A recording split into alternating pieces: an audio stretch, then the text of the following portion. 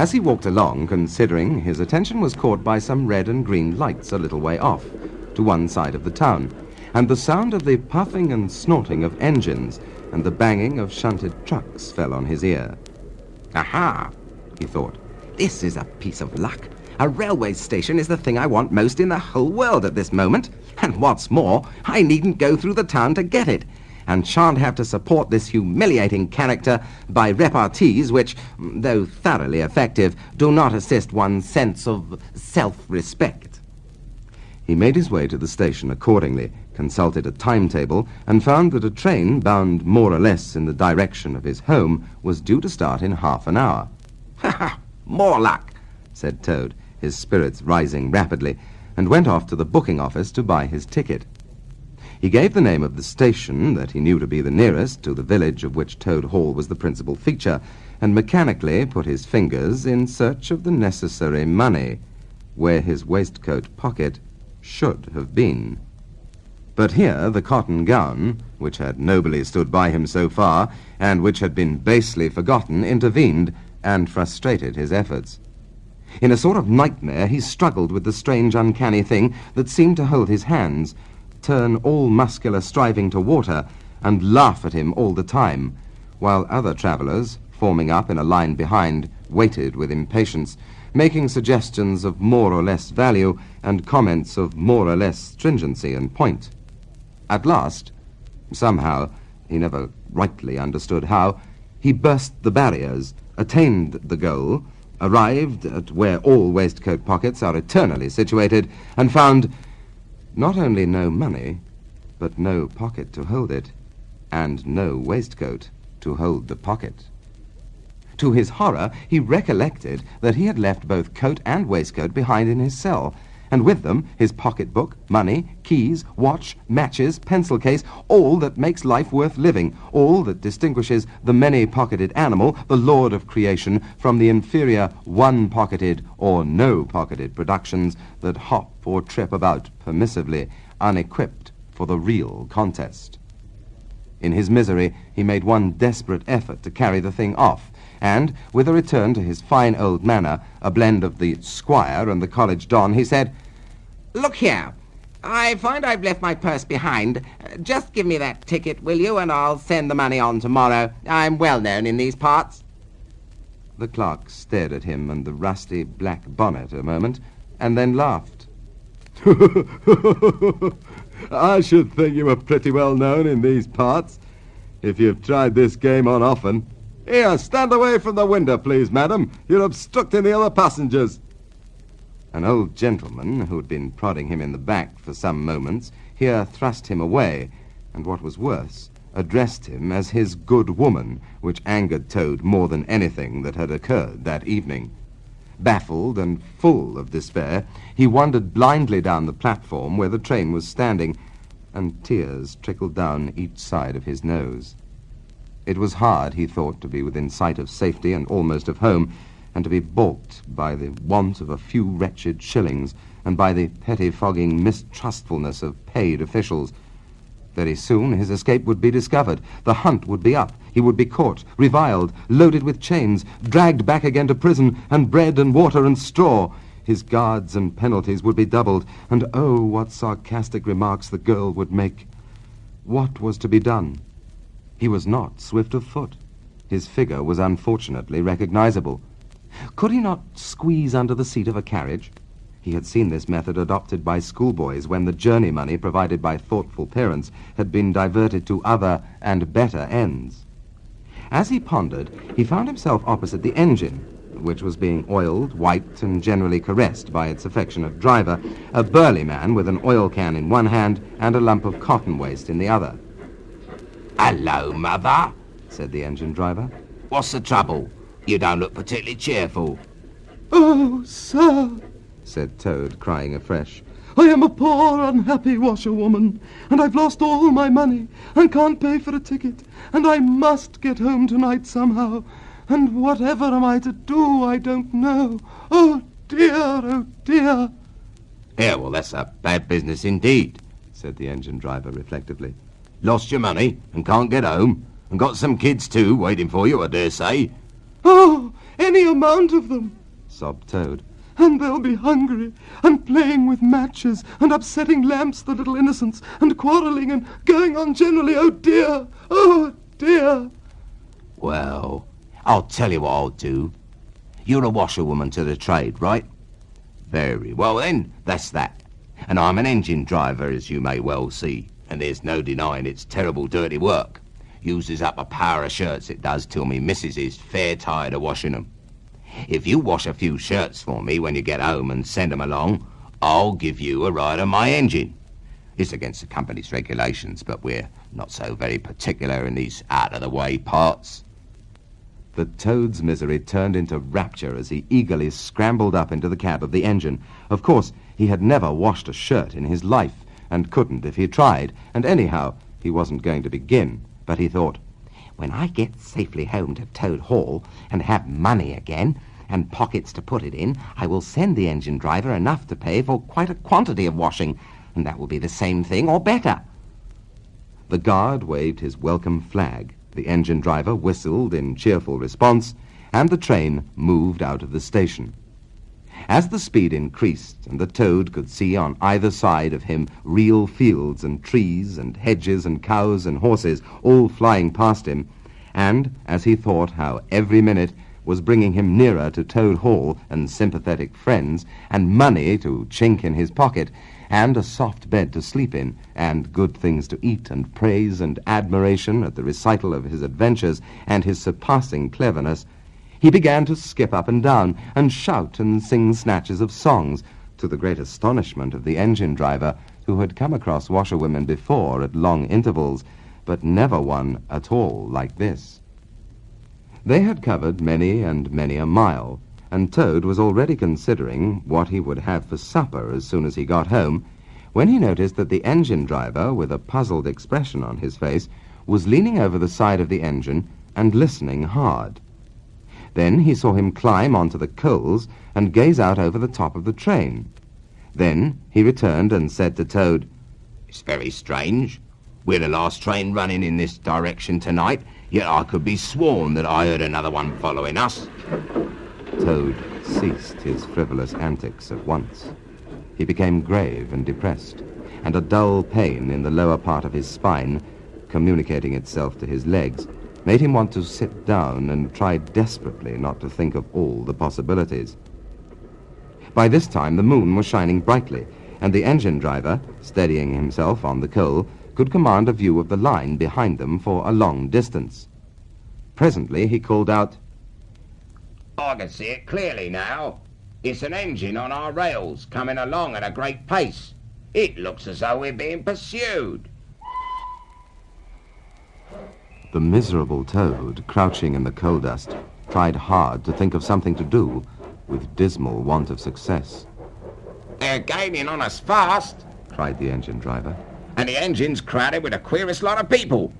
Men like ancient warders waving halberds, policemen in their helmets waving truncheons, and shabbily dressed men in pot hats, obviously and unmistakable plainclothes detectives, even at this distance, waving revolvers and walking sticks, all waving and all shouting the same thing. Stop! Stop! Stop! Then Toad fell on his knees among the coals, and raising his clasped paws in supplication cried, "Oh, save me! Only save me, dear kind Mr. Engine Driver, and I will confess everything.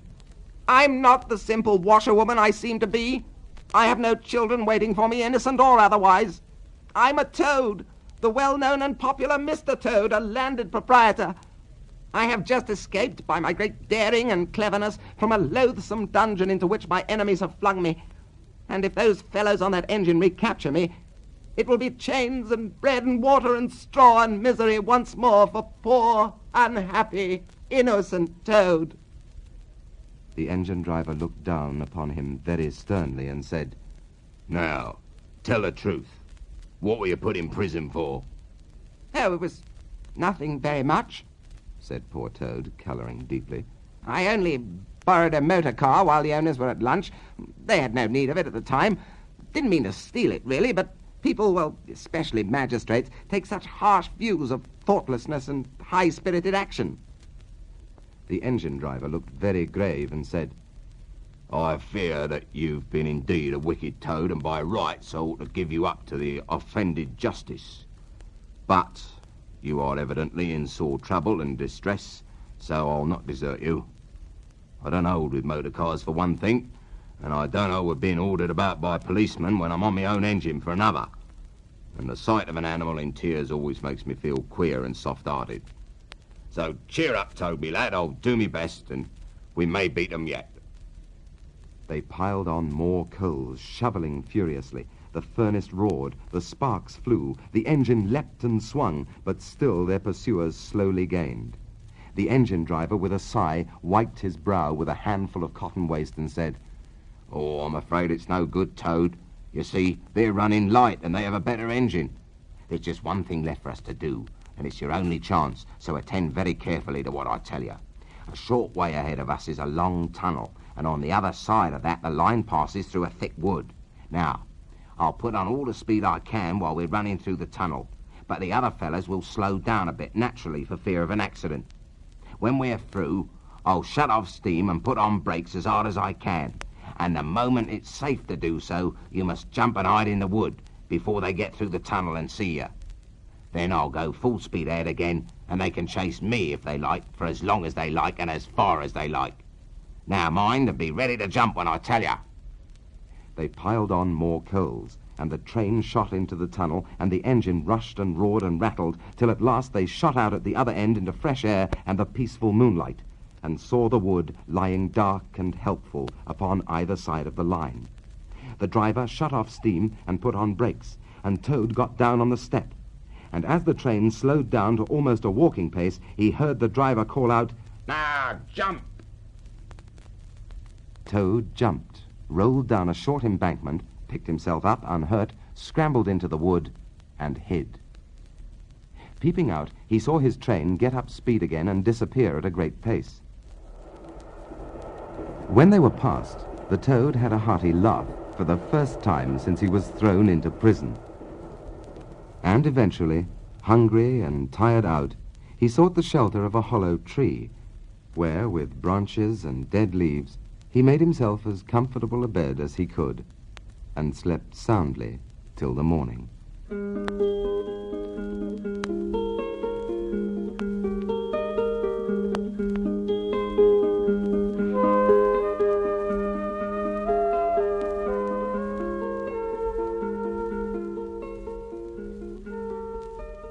The front door of the hollow tree faced eastwards, so Toad was called at an early hour, partly by the bright sunlight streaming in on him, partly by the exceeding coldness of his toes, which made him dream that he was at home in bed in his own handsome room with the Tudor window on a cold winter's night, and his bedclothes had got up, grumbling and protesting they couldn't stand the cold any longer, and had run downstairs to the kitchen fire to warm themselves, and he had followed on bare feet along miles and miles of icy, stone-paved passages, arguing and beseeching them to be reasonable.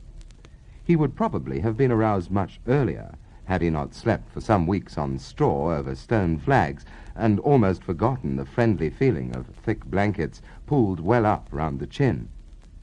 Sitting up, he rubbed his eyes first, and his complaining toes next, wondered for a moment where he was, looked round for familiar stone wall and little barred window, then, with a leap of the heart, remembered everything. His escape, his flight, his pursuit, remembered first the best thing of all, that he was free. Free! The word and the thought alone were worth 50 blankets. He shook himself and combed the dry leaves out of his hair with his fingers, and his toilet complete, marched forth in the comfortable morning sun, cold but confident, hungry but hopeful, all nervous terrors of yesterday dispelled by rest and sleep, and frank and heartening sunshine. He had the world all to himself that early summer morning. The dewy woodland, as he threaded it, was solitary and still. The green fields that succeeded the trees were his own, to do as he liked with. The road itself, when he reached it, in that loneliness that was everywhere, seemed like a stray dog to be looking anxiously for company. Toad, however, was looking for something that could talk and tell him clearly which way he ought to go. It is all very well when you have a light heart and a clear conscience, and nobody scouring the country for you, to drag you off to prison again, to follow where the road beckons and points, not caring whither. The practical Toad cared very much indeed, and he could have kicked the road for its helpless silence when every minute was of importance to him. The reserved rustic road was presently joined by a shy little brother in the shape of a canal, which took its hand and ambled along by its side in perfect confidence, but with the same tongue-tied, uncommunicative attitude towards strangers. Bother them, said Toad to himself. but anyhow, one thing's clear.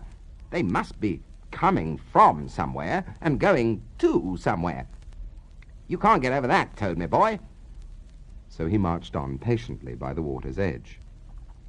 Round a bend in the canal came plodding a solitary horse, stooping forward as if in anxious thought. From rope traces attached to his collar stretched a long line, taut, but dipping with his stride, the further part of it dripping pearly drops. Toad let the horse pass, and stood waiting for what the fates were sending him. With a pleasant swirl of quiet water at its blunt bow, the barge slid up alongside of him, its gaily painted gunwale level with the towing path, its sole occupant a big, stout woman wearing a linen sunbonnet, one brawny arm laid along the tiller. "A nice morning, ma'am," she remarked to Toad as she drew up level with him. "I dare say it is, ma'am," responded Toad politely as he walked along the towpath abreast of her. "I dare say it is a nice morning to them that's not in sore trouble like what I am. Here's me married daughter. She sends off to me post-haste to come to her at once. So off I comes, not knowing what may be happening or going to happen, but fearing the worst, as you will understand, ma'am, if you're a mother too. And I've left me business to look after itself. I'm in the washing and laundering line, you must know, ma'am, and I've left me young children to look after themselves, and the more mischievous and troublesome set of young imps doesn't exist, ma'am. I've lost all me money, and I've lost me way, and as for what may be happening to me married daughter, why, I don't like to think of it, ma'am." "Where might your married daughter be living, ma'am?" asked the barge woman. "She lives near the river, ma'am, close to a fine house called Toad Hall. That's somewhere hereabout in these parts, I believe. Perhaps you may have heard of it." Toad Hall? Well, I'm going that way myself. This canal joins the river some miles further on, a little above Toad Hall, and then it's an easy walk. You come along in the barge with me and I'll give you a lift." She steered the barge close to the bank, and Toad, with many humble and grateful acknowledgments, stepped lightly on board and sat down with great satisfaction. Toad's luck again, thought he. I always come out on top. So you're in the washing business, ma'am, and a very good business you've got too, I dare say, if I'm not making too free in saying so. "Finest business in the whole country," said Toad airily. "All the gentry come to me. Wouldn't go to anyone else if they were paid. They know me so well. You see, I understand my work thoroughly, and attend to it all myself. Washing, ironing, clear starching, making up gents' fine shirts for evening wear. Everything's done under my eye." But surely you don't do all the work yourself, ma'am? asked the barge woman respectfully. "Oh, I have girls," said Toad lightly. 20 girls, or thereabouts, always at work. But you know what girls are, ma'am. Nasty little hussies, that's what I call 'em." So do I, too, said the barge woman with great heartiness. "But I dare say you sets yours to rights, the idle trollops. And are you very fond of washing?" "Oh, I love it. I simply dote on it. Never so happy as when I've got both arms in the wash-tub. But then it comes so easy to me, no trouble at all. A real pleasure, I assure you, ma'am." "Well, what a bit of luck meeting you," observed the barge woman thoughtfully. "A regular piece of good fortune for both of us." "Why, what do you mean?" asked Toad nervously. "Well, look at me now. I like washing too, just the same as you do. And for that matter, whether I like it or not, I've got to do all my own, naturally, moving about as I do. Now, my husband, he's such a fellow for shirking his work and leaving the barge to me that never a moment do I get for seeing to my own affairs. By rights, he ought to be here now, either steering or attending to the horse, though, luckily, the horse had sense enough to attend to himself, instead of which he's gone off with the dog to see if he can pick up a rabbit for dinner somewhere. Says he'll catch me up at the next lock. Well, that's as may be. I don't trust him once he gets off of that dog, who's worse than he is, I might add. But meantimes, how am I going to get on with my washing? Oh, never mind about the washing, said Toad, not liking the subject. Try and fix your mind on that rabbit. A nice, fat young rabbit, I'll be bound. Got any onions? Well, I can't fix me mind on anything but me washing, and I wonder you can be talking of rabbits with such a joyful prospect before you. There's a heap of things of mine that you'll find in a corner of the cabin. If you'll just take one or two of the most necessary sorts, I won't venture to describe them to a lady like you, but you'll recognise them at a glance, and put them through the wash tub as we go along, why, it'll be a pleasure to you, as you rightly say, and a real help to me. You'll find a tub handy, and soap, and a kettle on the stove, and a bucket to haul up water from the canal with. And then I shall know you're enjoying yourself, instead of sitting here idle, looking at the scenery like, and yawning your head off. Well, here, let me steer, said Toad, now thoroughly frightened. And then you can get on with your washing your own way. I might spoil your things, or not do 'em as you like. I'm more used to gentlemen's things myself. It's my special line. Let you steer? It takes some practice to steer a barge properly. Besides, it's dull work, and I want you to be happy. No, you shall do the washing you're so fond of, and I'll stick to the steering that I understand. Don't try and deprive me of the pleasure of giving you a treat. Toad was fairly cornered. He looked for escape this way and that, saw that he was too far from the bank for a flying leap, and sullenly resigned himself to his fate. If it comes to that, he thought in desperation. I suppose any fool can wash. He fetched tub, soap, and other necessaries from the cabin, selected a few garments at random, tried to recollect what he'd seen in casual glances through laundry windows, and set to.